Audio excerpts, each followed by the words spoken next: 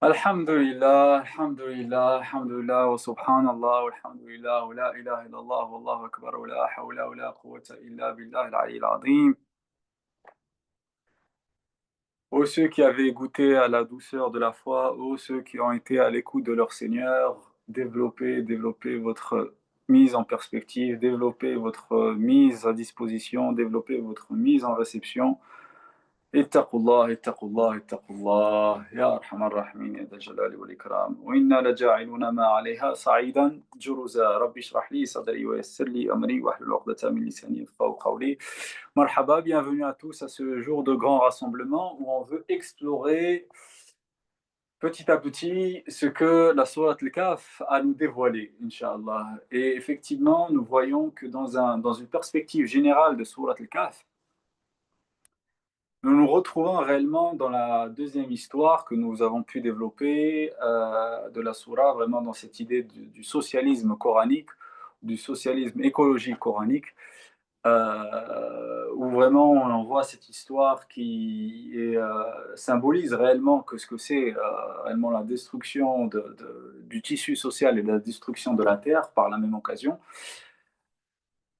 Et donc voilà, on a commencé à explorer un peu cette idée-là, et effectivement, cette idée vraiment est synthétisée, comme on l'avait vu par rapport au Nadm, par rapport à l'organisation structurelle de la Sourate.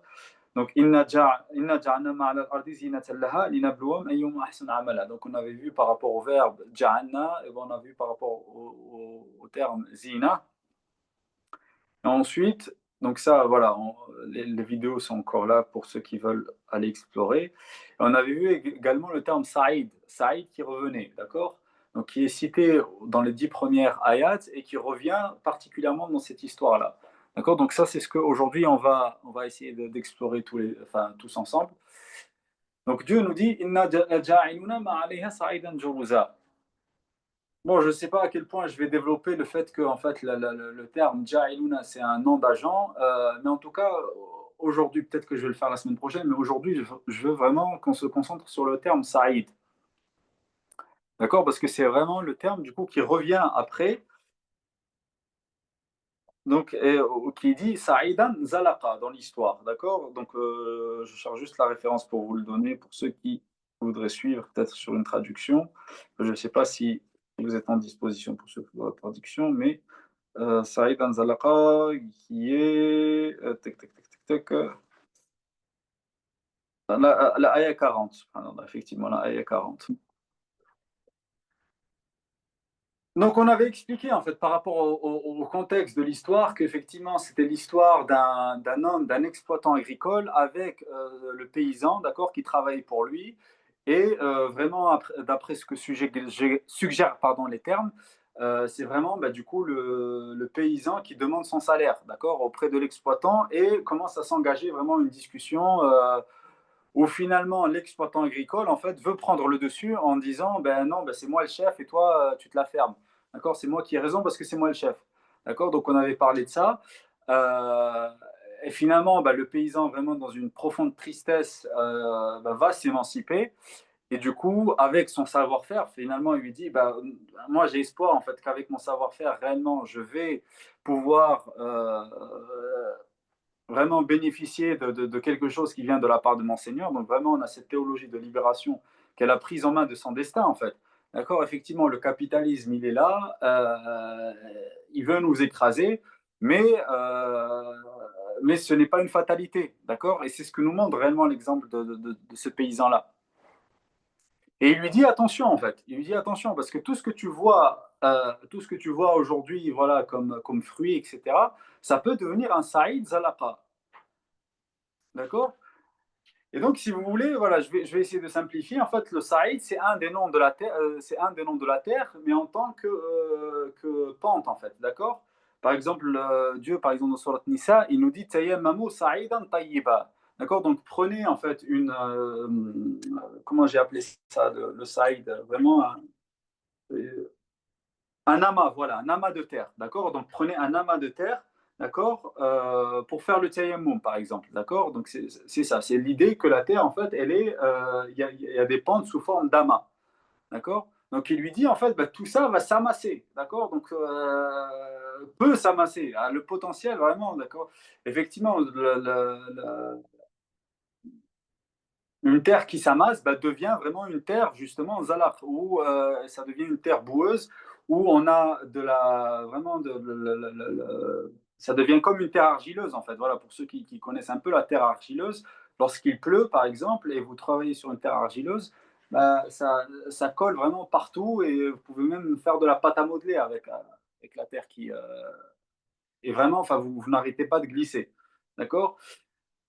Bon, on ne sait pas si c'est une terre argileuse ou pas, mais en tout cas, voilà, vraiment toute la matière va se cumuler et va faire que la terre devient un saïd zalaq, d'accord?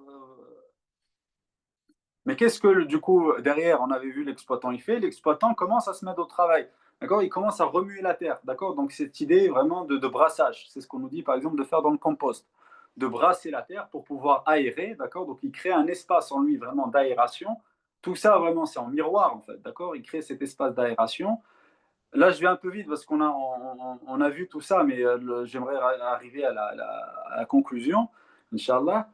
Mais en tout cas, toutes les autres vidéos, elles sont là. Donc, il crée cet espace de brassage, cet espace d'aération, d'accord, où justement, bah, avec même les palmiers qui sont là, du coup, qui donnent de la matière sèche, et du coup, vraiment, il y a vraiment le fait de remuer tout ça, bah, va créer une nouvelle mise en perspective, une nouvelle vie, en fait, vraiment, ce nouveau compost qui va pouvoir réellement émerger de ce brassage que fait l'exploitant, d'accord? Et on avait dit effectivement dans la symbolique, c'était que les grands chefs se remettent au travail, d'accord? Vraiment que l'actionnariat disparaisse, d'accord? Que non, enfin tout le monde travaille pour avoir réellement bah, la main à la terre, vraiment c'est ce qui nous unit. Et voilà, tout ça, voilà, juste j'ai fait un rappel, donc désolé si j'y étais un peu rapidement, mais je voulais arriver à ça en fait. Je voulais arriver à ça, c'est que Dieu nous parle de Saïd Zalaq, d'accord? Et avant, il nous parle de Saïd Jorouz, d'accord? Et l'idée, en fait, c'est que le Saïd Jorouza, en fait, c'est l'idée de cet amas de terre. Vraiment, Saïd Jorouz, c'est vraiment, du coup, bah, atteindre vraiment la roche-mère. C'est-à-dire que la roche-mère, bah, vraiment, c'est là où Jorouz, c'est vraiment un Seyfun Jaris, par exemple, c'est vraiment une épée tranchante, d'accord? Ou même un sol vraiment très tranchant, d'accord? Et ça, c'est une étape qui vient après le Saïd Zalaq.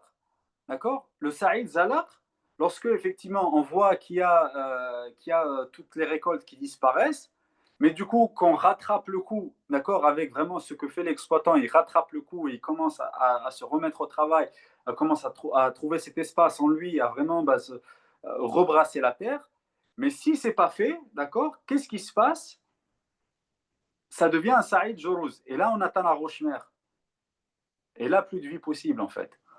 Et ce que je voulais vous dire, en fait, par rapport à ça, c'est que ça, c'est vraiment c'est vraiment là, aujourd'hui. Bon, là, tu vois, on a l'impression qu'il y a des supermarchés partout, qu'il y a de l'abondance dans les supermarchés, etc. Bah, ça inquiète personne. Même la dernière fois, on était en formation, il y avait une élue, en fait, dans une formation du jardinage au naturel. Et moi, j'ai mis en perspective, en fait, j'ai mis en lumière cette réalité-là, en fait, du lessivage littéralement des sols, le lessivage des sols. Et puis l'élu, elle voulait pas l'entendre. Elle me dit non, mais, mais écoute ce que j'ai à dire. Pourquoi est-ce que tu réagis sans savoir déjà ce que. C'est pas parce qu'aujourd'hui il y a des supermarchés que ça va durer. Et moi je vous le dis en fait, c'est qu'il y a vraiment aujourd'hui un lessivage des sols. Normalement, un sol agricole qui soit acceptable contient entre 4 et 5% de matière organique. D'accord? Et ça, la matière organique dans Surat al-Kahf, c'est vraiment bah, tout ce que, toute la perte, entre guillemets, extérieure qu'a subi l'exploitant. D'accord? Ça a enrichi son sol de matière organique. D'accord? Donc, un sol, normalement, doit contenir entre 4 et 5% de matière organique. Mais comme nous, justement, on ne travaille pas de cette manière-là, ben, qu'est-ce qui se passe aujourd'hui? Il y a littéralement un lessivage, en fait, un lessivage des sols qui perdent des centimètres, et avec ça, toute une matière organique qui part dans les océans tous les ans. Et aujourd'hui, un sol agricole contient 2% de matière organique. D'accord? Donc on passe de 4, voilà, un niveau de 4 ou 5 pour être acceptable, à un niveau de 2%. C'est pour ça qu'on est obligé de continuer avec les pesticides, les engrais NPK, etc. C'est parce que les sols sont extrêmement appauvris, en fait. C'est parce que vraiment, justement, ces exploitants agricoles ne veulent pas revenir vraiment à un réel travail de la terre, comme ce que fait le personnage dans Surat al-Kahf. D'accord? Et donc, on accélère le cycle, en fait, de détérioration et de destruction des sols. D'accord? Et vraiment, c'est incroyable, en fait, vraiment, comment, justement, ce cycle d'effondrement du sol se fait par ce lessivage-là, en fait. Pourquoi? Parce que la pluie, normalement, qui est supposée être bénie, d'accord, qui est supposée être vraiment la source de vie dans toute chose, en fait, de source de toute l'abondance qui peut exister sur Terre, ben finalement, cette pluie, lorsqu'elle tombe, justement, elle trouve des sols complètement à nu, lorsqu'elle trouve des sols, justement, durs, enfin, qui sont pas loin du Joros, d'accord? Ben, qu'est-ce qui se passe? Elle continue à dégrader, en fait. Il y a vraiment une accélération du cycle, en fait, vraiment une accélération de l'effondrement du cycle par, justement, cet effondrement des sols, en fait. Et donc, si aujourd'hui, réellement, on ne laisse pas tomber les machines, d'accord, sur le cycle agricole, si on ne laisse pas tomber les tracteurs, si on ne laisse pas, en fait, vraiment, je vous le dis, en fait, c'est une illusion d'avoir des supermarchés aujourd'hui encore remplis. D'accord? C'est vraiment une illusion. D'accord? Et sortez de cette illusion-là, et vraiment, il faut s'intéresser à ces sujets-là, il faut s'intéresser à ce qui se passe, il faut vraiment prendre en main, en fait, vraiment son destin, vraiment comme ce que fait, du coup, le deuxième personnage, le paysan. D'accord? Lui, il est face à cette situation où l'exploitant il ne veut pas lui donner son salaire, d'accord? Il lui dit non, tout ça, mais il cherche un moyen pour que lui-même, lui-même finalement recrée en fait quelque chose de bénéfique.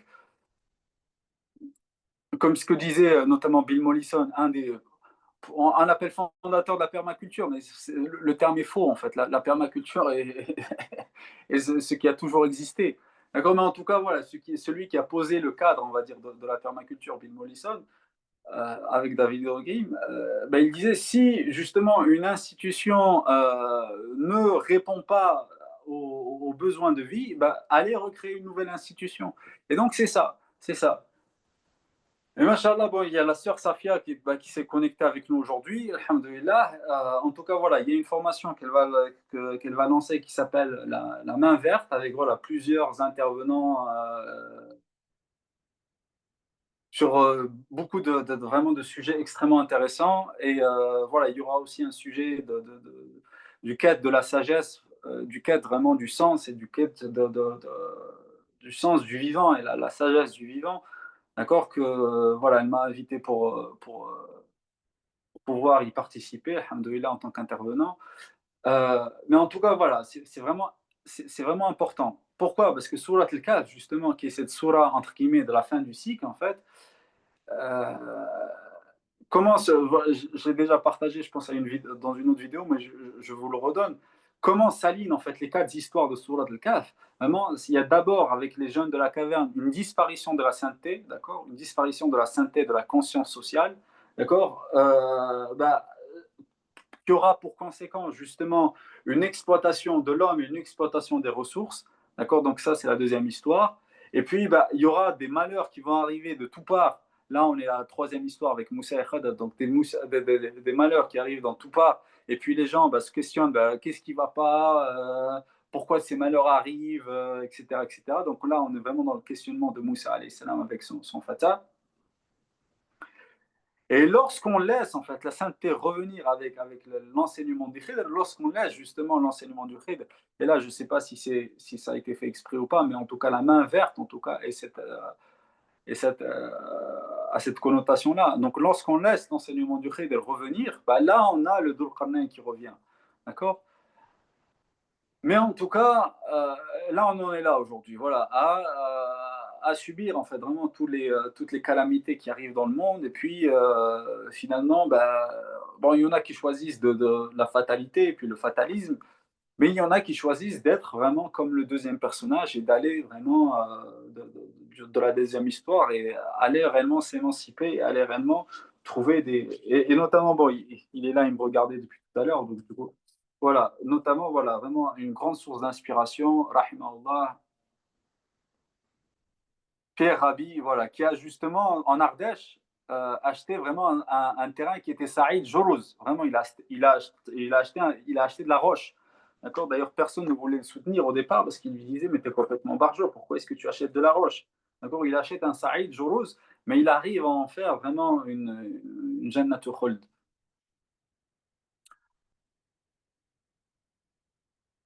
Donc voilà, voilà ce que je voulais vous dire en tout cas en conclusion de ce partage-là, c'est que le Saïd Zalaq, vraiment, est la première étape, et vraiment cet amas de terre qui s'amasse en fait. Et finalement, si on ne se met pas au travail pour le brasser, pour trouver cet espace en nous, et si c'est pas fait de manière collective, de l'exploitant jusqu'au paysan, ben on ne fait que accélérer vraiment un schéma vers le Saïd Juruza. D'accord? Donc une destruction de la vie complète. Voilà, donc on va prendre un temps d'internaliser, Inch'Allah, pour pouvoir internaliser ce qui a été dit, pour pouvoir recevoir ce qui peut être donné encore. Walhamdulillah, Rabbil Alamin.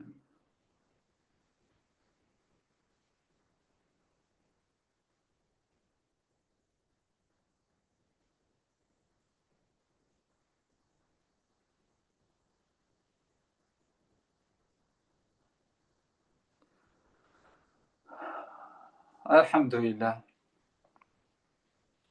Donc voilà, je vous rappelle, Inch'Allah, voilà la belle initiative que notre sœur Safia lance, qui s'appelle La main verte, Inch'Allah, et qui va vraiment dans le sens de ce qu'on vous a partagé. Il y aura une réunion le 28 novembre. D'accord, le 28 novembre pour justement présenter les différentes formations, d'accord? Il y aura l'INAE Permaculture notamment, il y aura notre frère Hakim, il y aura, Alex de Perma School et cetera. Vraiment plusieurs intervenants inchallah qui viennent vraiment former cette dynamique collective, et c'est ce qu'on avait partagé avec vous dans notre lecture en tout cas, c'est que, finalement lorsque Dieu nous dit: «Lam yakun lahu fi'atun yansurunahum min dunillah», c'est que cet exploitant agricole qui avait finalement, comme source de grande fierté plusieurs employés, bah, se retrouve sans aucun employé. Et on vous a dit, selon peut-être notre lecture, qui pourrait coïncider avec le reste de la Sourate, c'est que tous les employés finalement ont créé un collectif pour aller tous ensemble recréer un jardin ailleurs. Donc, alhamdoulilah, alhamdoulilah. Ben, en tout cas, voilà, le 28 novembre, Inch'Allah, si vous êtes disponible, marhaba. Et n'hésitez pas aussi à contacter la sœur Safia pour d'autres informations.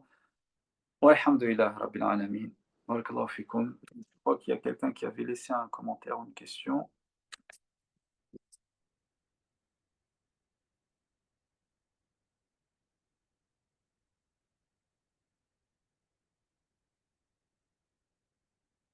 Voilà. Ben, je vous dis en tout cas, ben, barakallahu fikoum et à la prochaine, Inch'Allah. Wassalamu alaikum wa rahmatullah.